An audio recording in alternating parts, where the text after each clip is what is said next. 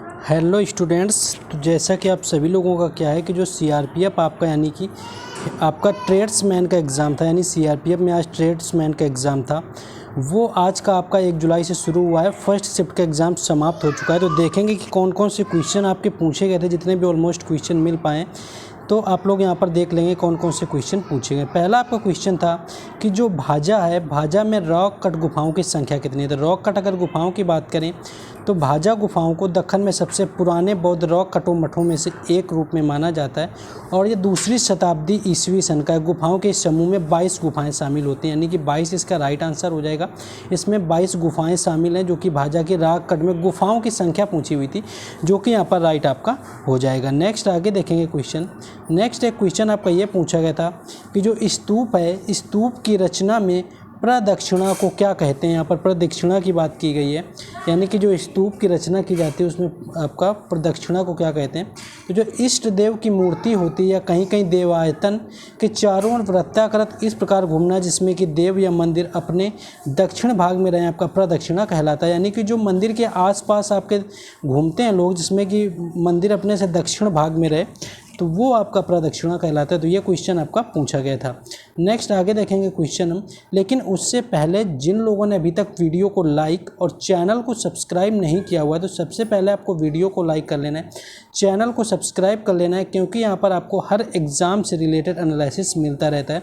आज मेरी actually bike भी चोरी हो गई, लेकिन इवन मैं आप लोगों को ये वीडियो दे रहा हूँ क्योंकि इसका जो क्रेडिट जाता है काम करने का, मतलब सारी चीज़ें देने का पूरा रेडी करके किसी और ने दिया है, अमन भाई हैं, तो उनकी वजह से ये बना पा रहा हूँ किसी तरह, नहीं तो शायद ही मिल पाता है। आज है नहीं ऐसा माहौल, तो आप लोग बस सपोर्ट करेंगे। बाकी जो आपको टेलीग्राम चैनल और व्हाट्सएप ग्रुप का लिंक दिया हुआ है वो डिस्क्रिप्शन में दे दिया गया है दोनों को, वहाँ पर आपको पीडीएफ और बाकी सारी आपकी अपडेट मिलती रहेंगी। तो क्वेश्चन देख लेंगे। क्वेश्चन ये था कि दिल्ली सल्तनत में अस्थायी सेना, दिल्ली सल्तनत का दूसरा सिकंदर किसे कहते हैं, आपका ये पूछा गया था दिल्ली सल्तनत का।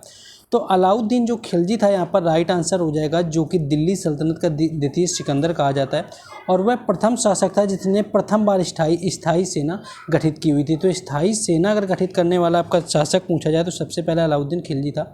उसने अपने सेनापति गाजी मालिक द्वारा उत्तर पश्चिम सीमा को मजबूती प्रदान कराई हुई थी। तो दूसरा सिकंदर पूछा गया था यहाँ पर, तो दूसरे सिकंदर की बात कर लें तो अलाउद्दीन खिलजी रहा हुआ था और अलाउद्दीन खिलजी था वो खिलजी वंश से संबंधित था और कुल 5 वंश हुए हैं दिल्ली सल्तनत में, जिसमें कि पहला गुलाम वंश था, उसके बाद खिलजी वंश आता है, उसके बाद तुगलक आता है, फिर सैयद आता है और फिर लोधी आता है।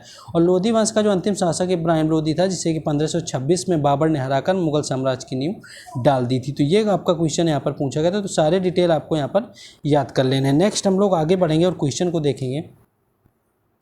नेक्स्ट क्वेश्चन था कि इनमें से कौन सा राजस्व दर है, इनमें से कौन सा राजस्व दर है। तो अगर राजस्व दर की बात करें तो जो ब्याज का भुगतान आपका होता है राजस्व दर के अंतर्गत आता है। राजस्व व्यय वह सरकारी व्यय का भाग है जिसके परिणाम स्वरूप बात करें तो परिसंपत्ति का निर्माण नहीं होता, यानी कि वेतन, मजदूरी, पेंशन, सब्सिडी और ब्याज का जो भुगतान है इस श्रेणी में राजस्व व्यय उदाहरण के रूप में आपका आता है। तो ये क्वेश्चन यहाँ पर आपका इकोनॉमी से रिलेटेड पूछ लिया गया था। नेक्स्ट हम लोग आगे बढ़ेंगे और क्वेश्चन को देखेंगे। नेक्स्ट एक आपका क्वेश्चन था कि जो 2021 में सीमांत सुविधा दर क्या थी। अगर 2021 में सीमांत सुविधा दर की बात करें कि 2021 में सीमांत सुविधा दर क्या थी आपकी, तो वर्तमान सीमा जो स्थायी सुविधा है वो 6.15% है और वहीं मौजूदा अगर रेपो रेट आपसे पूछा जाए तो रेपो रेट आपका 5.90% है। और इसकी अगर आप बात करेंगे तो रेपो रेट वो होता है कि जिस रेट पर बैंकों को लोन मिलता है, तो ये आपका रेपो रेट होता है। इसके तहत यहाँ पर जैसे कि आपका रेपो रेट इंक्रीज होता है तो आपकी महंगाई आप थोड़ी कम होती है, इन्वर्सली प्रोपोर्शनल आपका होता है। तो रेपो रेट आपका 5.90 है और सीमांत स्थायी सुविधा की बात कर लें तो ये 6.15% आपका होता है। नेक्स्ट एक यहाँ पर आपका कुछ पूछा गया था क्वेश्चन कि जो गोविंद देव जी हैं उनका मंदिर आपका कहाँ पर स्थित है। आपका आया हुआ था एक ये कि गोविंद जो देव हैं उनका मंदिर आपका कहाँ पर स्थित है। तो जयपुर इसका राइट आंसर हो जाएगा, जहाँ पर आपका गोविंद देव मंदिर है। उसके साथ साथ बात करें तो इसके साथ साथ कई बार हवा महल भी पूछ लिया जाता है कहाँ पर स्थित है। तो हवा महल भी जयपुर में स्थित है, जो कि सवाई जयसिंह के द्वारा बनवाया गया था। कई बार शासक पूछ लिए जाते हैं, तो सवाई जयसिंह थे जिन्होंने जयपुर में हवा महल का निर्माण करवाया गया था। और वहीं पर आपका गोविंद देव जी का मंदिर भी स्थित है। तो ये भी क्वेश्चन आपको याद रख लेना है। नेक्स्ट एक दो हिंदी के क्वेश्चन है, उनको भी बता दें, फिर आगे जीएस के और आपको बताने वाले। एक आपका पुष्प का पर्यायवाची पूछा गया था कि पुष्प का जो पर्यायवाची शब्द है वो कौन सा होता है। तो सुमन आपका होता है, कुसुम है, मंजरी है, प्रसून है आदि के तौर पर उपयोग होते हैं। तो ये आपके पुष्प के पर्यायवाची शब्द होते हैं। तो यहीं आपका एक घृणा का विलोम शब्द पूछ लिया गया था। तो घृणा क्या होता है, आपका विलोम शब्द पूछा गया था। घृणा आपका होता है एक तरह से नफरत करना, हेट करना, और जहाँ पर इसके अगर विलोम शब्द की बात करें तो प्रेम करना आपका हो जाएगा, यानी प्रेम करना आपका राइट आंसर यहाँ पर हो जाएगा। नेक्स्ट आगे बढ़ेंगे और जीके जीएस के और क्वेश्चन देखेंगे। एक क्वेश्चन ये पूछा गया था कि भारतीय संविधान में मौलिक कर्तव्य कितने, यानी मौलिक कर्तव्यों की संख्या पूछी गई थी। तो वर्तमान में मौलिक कर्तव्यों की संख्या 11 है। और शुरू में अगर जो संविधान में आपके मौजूद नहीं थे, जब आपका मूल संविधान का निर्माण किया गया तो वहाँ पर आपके मौलिक कर्तव्य नहीं थे। और 10 में से जो 10 मौलिक कर्तव्य हैं आपके 1976 में 42वें संविधान संशोधन के तहत सरदार स्वर्ण सिंह समिति के अनुशंसा पर इनको जोड़ा गया था 1976 में पहली बार। उसके बाद जो संविधान संशोधन अधिनियम होता है तो 11वां आपका मौलिक कर्तव्य जोड़ा गया था। 46वां संविधान संशोधन हुआ 2002 में। इसके तहत शिक्षा का अधिकार का यहाँ पर एक और आपका मौलिक कर्तव्य जोड़ दिया गया था। तो ये भी आपको याद रख लेना है। नेक्स्ट आगे देखेंगे क्वेश्चन को। नेक्स्ट आपका था कि जो प्रायद्वीप है, प्रायद्वीप भारत की सबसे लंबी नदी कौन सी है। तो प्रायद्वीप अगर भारत की बात करें कि सबसे लंबी नदी कौन सी है तो गोदावरी इसका राइट आंसर हो जाएगा, जो कि प्रायद्वीप भारत की सबसे लंबी नदी होती है।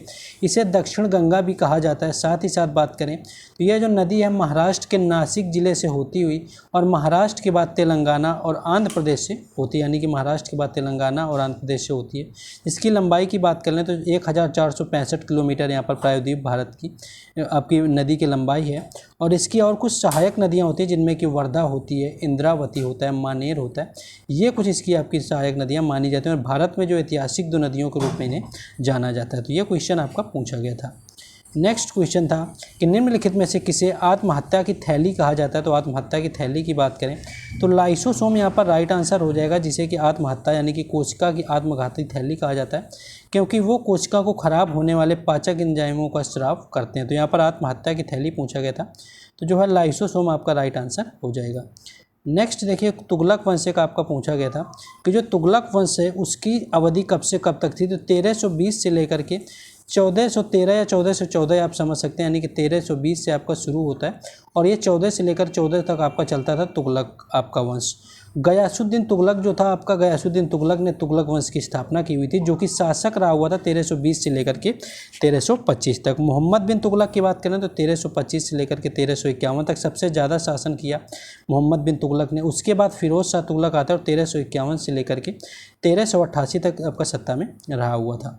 नेक्स्ट आपके बात कर लें, ये कुछ वंश थे आपका। दिल्ली सल्तनत का ममलूक था जिसे कि गुलाम वंश कहते हैं 1206 से 1290। खिलजी राजवंश 1290 से 1320। तुगलक राजवंश था आपका 1320 से 1414। सैयद था आपका 14 से 1451। लोधी राजवंश था 1451 से लेकर के 1526 और 1526 में बाबर ने इब्राहिम लोधी को हराया और मुगल साम्राज्य की स्थापना दिल्ली सल्तनत के ऊपर कर दी थी। नेक्स्ट क्वेश्चन था आपका कि जो तारीख ए फ़िरोज़ शाही है उसकी रचना किसने की हुई। तो तारीख ए फ़िरोज़ शाही की बात करें तो जियाउद्दीन बर्नी इसका राइट आंसर हो जाएगा, जिन्होंने तारीख ए फ़िरोज़ शाही की रचना की हुई है। इसे जियाउद्दीन बर्नी ने लिखा हुआ था। जियाउद्दीन बर्नी की बात करें तो एक मुस्लिम राजनीतिक विचारक थे जो कि मोहम्मद बिन तुगलक और फ़िरोज़ शाह तुगलक के दौरान पर रहे हुए थे। तो तारीख ए फ़िरोज़ शाही की बात करें तो ये फ़िरोज़ शाह तुगलक के बारे में लिखी गई और तुगलक वंश के जो मोहम्मद बिन तुगलक और फ़िरोज़ शाह तुगलक थे, जो कि काफ़ी लंबे समय तक शासन करने वाले शासक थे, उनके दरबार में उनके समकालीन यहाँ पर जियाउद्दीन बर्नी हुआ करते थे। तो ये क्वेश्चन आपका यहाँ पर पूछ लिया गया था। तो देखिए, दिल्ली सल्तनत के क्वेश्चन मोस्टली कई पूछे गए हैं। नेक्स्ट एक क्वेश्चन था कि ताउते चक्रवात कब आया हुआ था। तो ताउते चक्रवात की बात करें तो 18 मई 2021 से इसका राइट आंसर हो जाएगा, जो कि ताउते चक्रवात आपके कारण गुजरात में आपका लैंडफॉल की स्थिति देखी गई थी। केरल, कर्नाटक, गोवा, महाराष्ट्र और राज्यों के तटीय क्षेत्रों में गुजरते हुए चक्रवात ने वहाँ तबाही मचाई हुई थी। तो आपका ताउते एक उष्णकटिबंधीय चक्रवात था जिसका नाम आपका म्यांमार ने रखा हुआ था, यानी म्यांमार के द्वारा इसका नाम दिया गया हुआ था ताउते, जिसका अर्थ होता है गेको, एक अत्यधिक शोर करने वाली सिकली। तो ये क्वेश्चन आपका पूछा गया था। बाकी ये था कि मोहम्मद बिन तुगलक ने अपनी राजधानी को दिल्ली से कहाँ बदल दिया था। तो देखिए, आपका दिल्ली सल्तनत से कितने क्वेश्चन आज पूछे गए, यानी कि हिस्ट्री आपकी आज काफ़ी आई हुई है, दिल्ली सल्तनत ही पूछा गया था। तो इन्होंने अपनी राजधानी जो दिल्ली से दौलताबाद बनाई हुई थी 1327 में अपनी राजधानी को दिल्ली से दक्कन के दौलताबाद में वर्तमान महाराष्ट्र में स्थानांतरित कर दी थी, जो कि मोहम्मद बिन तुगलक जो था 1325 से लेकर के 1351 तक तुगलक वंश के काल में आपका शासन किया हुआ था। नेक्स्ट आपका कुछ था कि संविधान में कानून की अवधारणा किस देश से ली गई है। तो विधि की शासन की जो अवधारणा है वो इंग्लैंड यानी कि ब्रिटेन से ली गई है। अगर अमेरिका की बात करें तो मौलिक अधिकार लिए गए हैं, प्रस्तावना लिए गए हैं, न्यायपालिका ली गई है। तो ये सारे कुछ चीज़ें हैं जो कि आपकी ली गई हैं अलग अलग देशों से। तो ये आपको देख लेना, बाकी डिटेल में आपको PDF दे दी जाएगी। तो ये कुछ एनालिसिस था। आप लोगों को बस वीडियो को लाइक, शेयर और सब्सक्राइब ना किया हो तो सबसे पहले आपको लाइक कर देना है, शेयर कर देना और सब्सक्राइब कर देना है। बाकी इन क्वेश्चंस का PDF आपको टेलीग्राम चैनल और व्हाट्सएप ग्रुप पर मिलेगा, जिसका लिंक आपको डिस्क्रिप्शन में दे दिया गया है।